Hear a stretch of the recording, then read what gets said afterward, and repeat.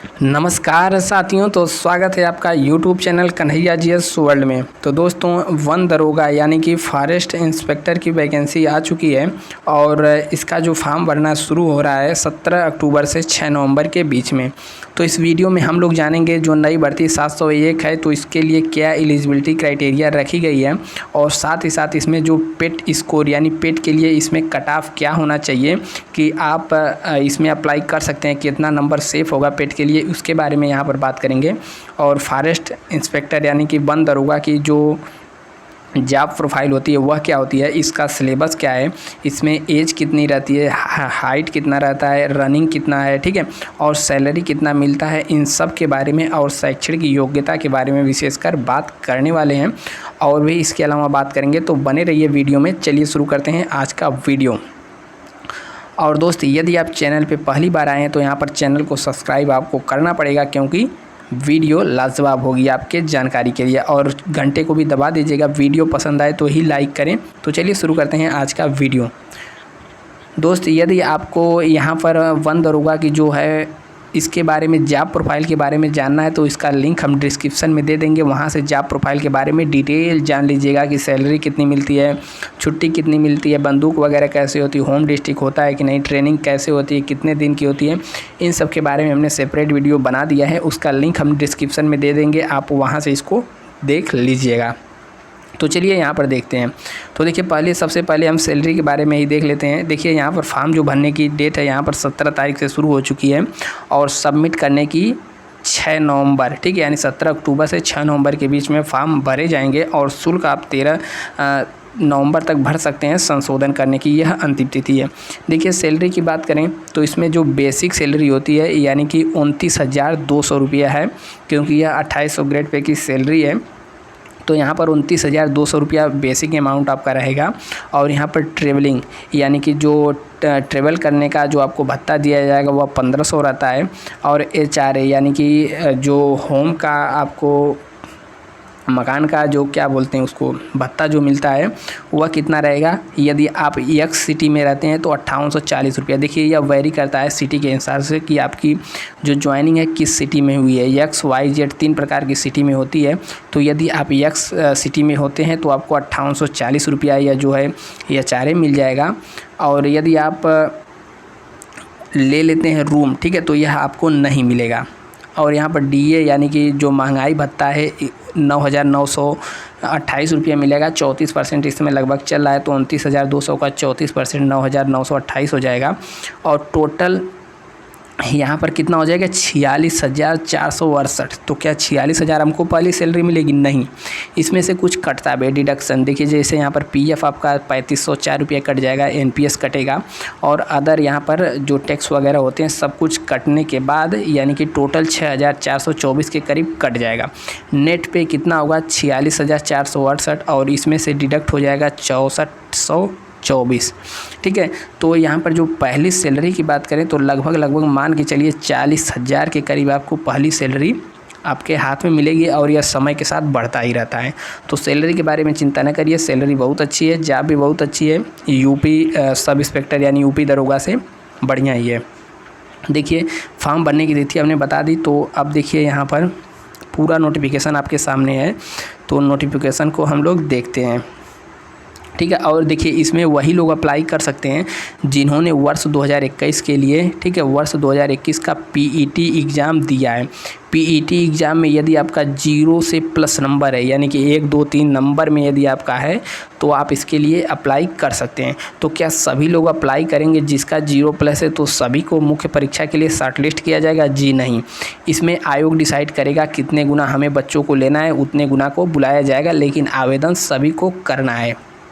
अब देखिए, यहाँ पर जितने भी हम यहाँ पर देखिए फ़ोटो और हस्ताक्षर यहाँ पर आपका लगेगा, तो यह सब कॉमन बात है, आपको पता है। तो मेन जो बात है हम आपको यहाँ पर बताते हुए चल रहे हैं। देखिए, शुल्क लगेगा 25 रुपया, सभी जातियों का लगेगा, यानी कि कोई भी आपका श्रेणी हो सभी का 25 रुपया यहाँ पर शुल्क लगेगा।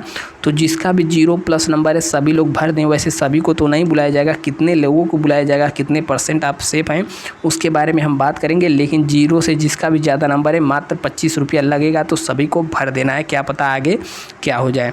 अब देखिए, यहाँ पर मुख्य परीक्षा के लिए कितने शॉर्ट लिस्ट किए जाएंगे, तो यहाँ पर लिखा है कि मुख्य परीक्षा हेतु शुल्क का भुगतान केवल मुख्य परीक्षा हेतु शॉर्ट लिस्ट किए गए अभ्यर्थियों द्वारा ही अलग से किया जाना होगा। मुख्य परीक्षा हेतु शॉर्ट लिस्ट किए गए अभ्यर्थियों द्वारा मुख्य परीक्षा हेतु शुल्क, देखिए जो मेन शुल्क 185 रुपये के लगभग रहता है, जो शॉर्ट लिस्ट किए जाएंगे यानी कि यह आवेदन तो सभी करना है 25 रुपये लगेगा, लेकिन इसके बाद जो मुख्य परीक्षा में शामिल होंगे उनको और पे करना होगा मुख्य परीक्षा में बैठने के लिए, वह यहाँ पर लिखा हुआ है। अब इसके अलावा देखिए क्या है, देखिए पद कितना कितना है, और देखिए पद का नाम यानी विभाग का नाम है वन्य एवं वन्य जीव विभाग, ठीक है। और यहाँ पर पद नाम क्या है, वन दरोगा यानी कि फॉरेस्ट सब इंस्पेक्टर जिसे कहते हैं, आमतौर पर लोग दरोगा फॉरेस्ट इंस्पेक्टर का देते हैं, लेकिन डबल स्टार होता है, यहाँ पर वन फॉरेस्ट सब इंस्पेक्टर कहा जाता है। वेतनमान वही हमने यहाँ पर बताया 5200 से 2020 यानी कि ग्रेड पे 2800 है, 5 लेवल की सैलरी है जितना हमने बताया, पहली सैलरी लगभग 40,000 के करीब मिलेगी। देखिए अब इसमें उम्र है 21 से 40 वर्ष, ठीक है, और जो कट ऑफ डिसाइड होगा उसमें भी इसका एक अहम रोल होगा, जो लेखपाल से तुलना हम लोग करेंगे तो, क्योंकि लेखपाल में उम्र था 18 से 40, इसमें 21 से 40 है। अब देखिए अनारक्षित यानी जनरल वालों के लिए 288 है, अनुसूचित जाति के लिए 160 है, अनुसूचित जनजाति के लिए 20 है और ओबीसी के लिए 163 है, ईडब्ल्यूएस के लिए 70 सीट है और कुल 701 यहाँ पर हो गया। पद यहाँ पर लिखा है अस्थाई और अस्थाई, ठीक है, तो पद अस्थाई ही रहता है यानी कि परमानेंट जॉब होती है, इसके बारे में नहीं देखना है। और वन्य जीव यहाँ पर महिलाओं के लिए क्षैतिज आरक्षण की जो बात कर रहा है, तो यहाँ पर आप देख लीजिए, यहाँ पर खिलाड़ियों के लिए 14 सीट आरक्षित है, स्वतंत्रता सेनानियों के लिए 14 और महिला के लिए 140 यहाँ पर सीट आरक्षित है या क्षैतिज आरक्षण है। उसके बाद यहाँ पर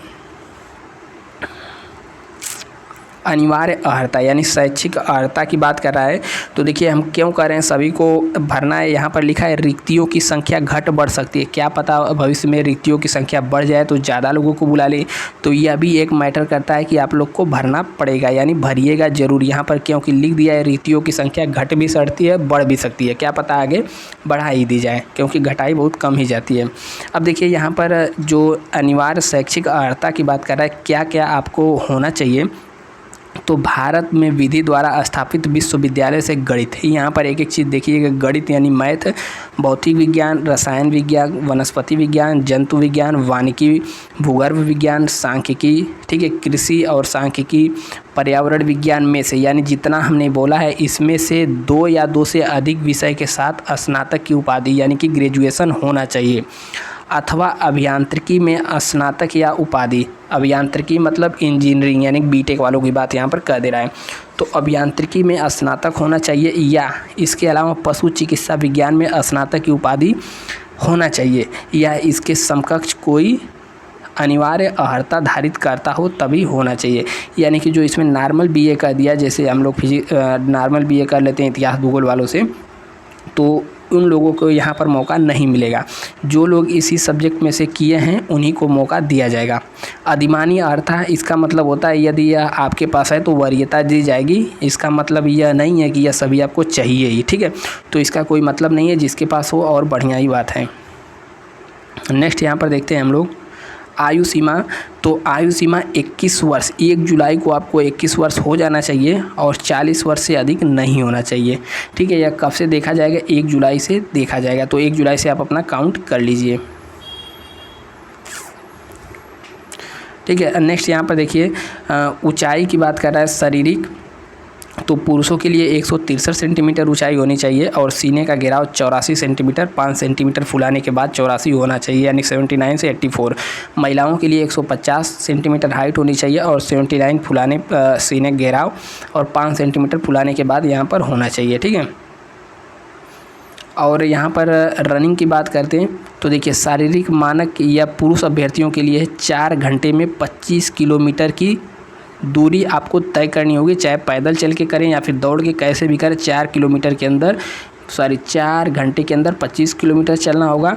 और यहीं पर महिला अभ्यर्थियों की बात कर दें तो महिला अभ्यर्थियों को 4 घंटे में 14 किलोमीटर की दूरी तय करना होगा, ठीक है।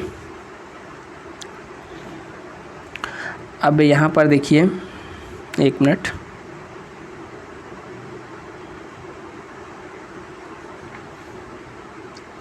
अब देखिए यहाँ पर कह रहा है कि इसको ध्यान से देखिएगा, इसमें लिख रहा है वन दरोगा की लिखित परीक्षा है तो विज्ञप्तियों के सापेक्ष श्रेणीवार 15 गुना अभ्यर्थियों को बुलाया जाएगा। यानी कि जितने भी श्रेणी में वैकेंसी है कि श्रेणी के अनुसार हर अभ्यर्थियों को 15 गुना बुलाया जाएगा। तो यहाँ पर 15 गुना ही नहीं बुलाया जाता है, 30 गुना बुलाया जाता है। आयोग 15 गुना लिखता है लेकिन 30 गुना ही बुलाता है। कैसे, अभी हम आगे आपको बता देंगे, ठीक है। तो 15 गुना यहाँ पर लिखा है, 15 गुना को बुलाया जाएगा, लेकिन बुलाया जाएगा 30 गुना लोगों को, ठीक है। और नेक्स्ट यहाँ पर हम लोग देखिए मेन मुद्दा आ गया कट ऑफ। कट ऑफ के बारे में हम बात करें तो कट ऑफ कितना जाएगा, देखिए वैकेंसी है 701 गुणा यानी 15 करेंगे तो लगभग 10,515 के करीब आएगा।